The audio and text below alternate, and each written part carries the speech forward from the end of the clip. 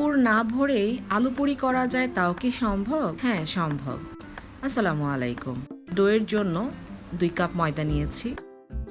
তার মধ্যে 1 টেবিল চামচ তেল ও 1 চা চামচ লবণ দিয়ে সব কিছুকে মিশিয়ে পানি দিয়ে দিব। পানিটা অল্প অল্প করে দিতে হবে। আমার এখানে হাফ থেকে কিছুটা বেশি পানি লেগেছে।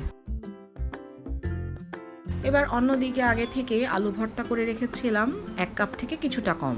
পরিমাণ মতন বেরেস্তা দিয়ে দিচ্ছি, চাট মশলা দিয়ে দিচ্ছি হাফ চা চামচ ও পরিমাণ মতন বিট লবণ দিয়ে তার মধ্যে কিছুটা পরিমাণ ধনেপাতা দিয়ে সব কিছুকে খুব ভালোভাবে মিশিয়ে নিচ্ছি আর একটু টেস্টটাকে এনহ্যান্স করার জন্য।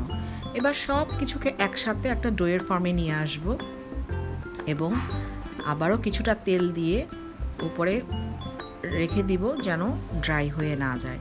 এখানে আমি ছোট ছোট লেচি কেটে নিব এবং সেই ডো থেকে ছোট ছোট লেচি কেটে এবার আমি চপিং বোর্ডে হালকা তেল দিয়ে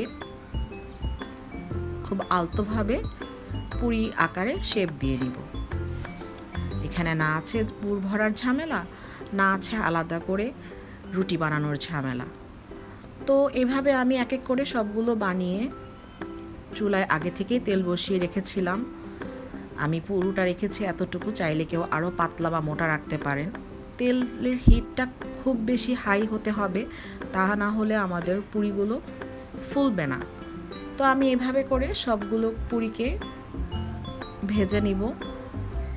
খুব সুন্দরভাবে ফুলে এসছে এবং তৈরি হয়ে গেল আমার মজাদার আলু পুরি।